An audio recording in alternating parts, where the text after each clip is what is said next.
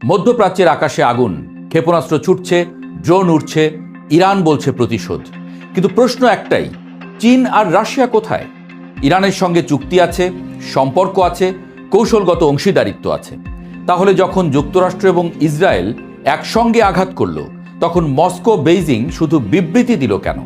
এটা কি বিশ্বাসঘাতকতা নাকি ঠান্ডা মাথার হিসাব?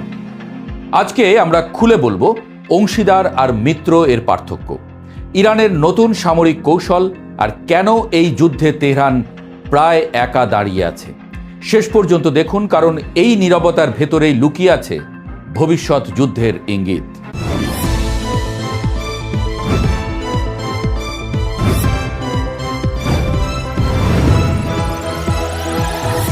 ইরানের সর্বোচ্চ নেতা আয়াতুল্লাহ আলী খামেনির মৃত্যুর খবর ছড়িয়ে পড়তেই দেশটি ঘোষণা দেয় ইতিহাসের সবচেয়ে ভারী প্রতিশোধ নিতে যাচ্ছে তারা। উপসাগরীয় অঞ্চলে মার্কিন ঘাঁটি, তেল আবিব, সব জায়গায় পাল্টা হামলা। কিন্তু এই উত্তেজনার মধ্যেই এক বড় প্রশ্ন, চীন এবং রাশিয়া কোথায়? ইরান তো একা নয়, তাদের সঙ্গে আছে কৌশলগত অংশীদার রাশিয়া, আছে 25 বছরের বিশাল চুক্তির অংশীদার চীন। ইসরায়েলের পাশে আছে যুক্তরাষ্ট্র। সম্পর্কটা বন্ধুত্ব নয়, এটি কার্যত সামরিক জোট। ইসরায়েল যুক্তরাষ্ট্রের মেজর নন ন্যাটো অ্যালাই, অর্থাৎ ন্যাটোর সদস্য না হলেও তারা ন্যাটোর মতো সুবিধা পায়। সংকটে ওয়াশিংটন সরাসরি ঝাঁপিয়ে পড়ে, যেমন এবারও পড়েছে। অন্যদিকে ইরানের সঙ্গে রাশিয়ার চুক্তি কৌশলগত অংশীদারিত্ব। 2025 সালের 17 জানুয়ারি এই চুক্তি স্বাক্ষরিত হয়। এতে সামরিক সহযোগিতা আছে, কিন্তু যৌথ প্রতিরক্ষা নেই। মানে ইরানে হামলা হলে রাশিয়া সৈন্য পাঠাতে বাধ্য নয়। সর্বোচ্চ যা করতে পারে পরামর্শ, অস্ত্র সরবরাহ ও কূটনৈতিক সমর্থন। চীনের ক্ষেত্রেও একই চিত্র। 2021 সালে $40 বিলিয়ন 25 বছরের চুক্তি স্বাক্ষরিত হয়। কাগজে কলমে বিশাল, কিন্তু এর মূল ফোকাস বাণিজ্য। চীনের অভিধানে ব্যাপক কৌশলগত অংশীদার মানে অর্থনৈতিক সমন্বয়, সামরিক জোট নয়।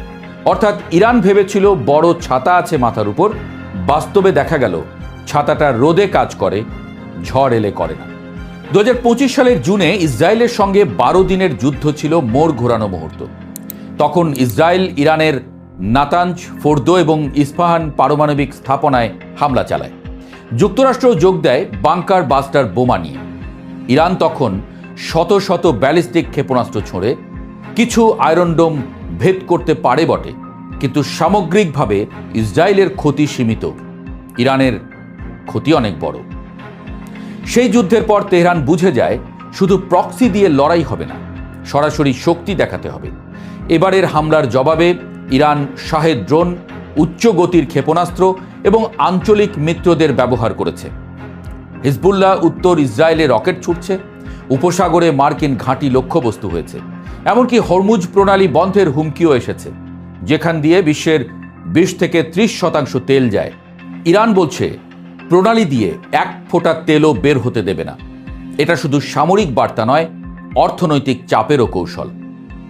মিত্রের এমন বিপদে তাহলে চীন রাশিয়া ঝাঁপাচ্ছে না কেন? কারণ যুদ্ধ মানে শুধু গুলি নয়, ব্যবসাও।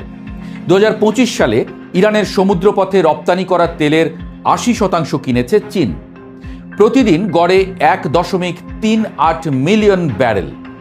চীনের মোট আমদানির 13% বেশি এসেছে ইরান থেকে।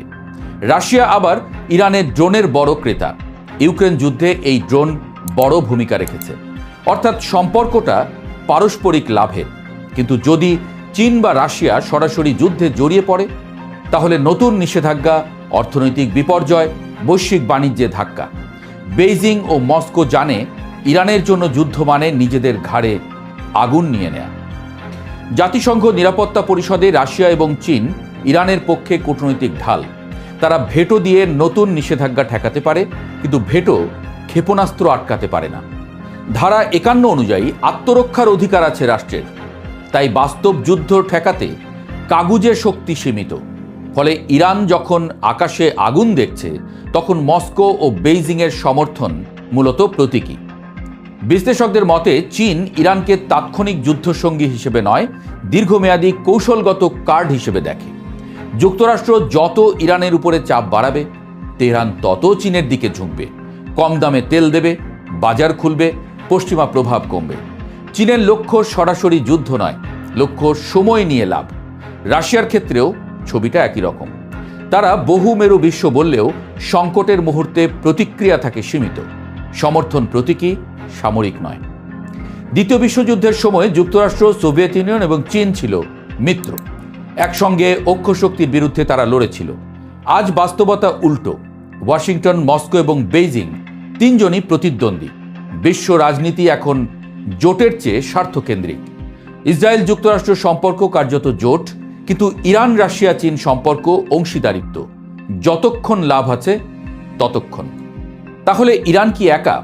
না, পুরোপুরি নয়, কিন্তু যুদ্ধক্ষেত্রে প্রায় একা।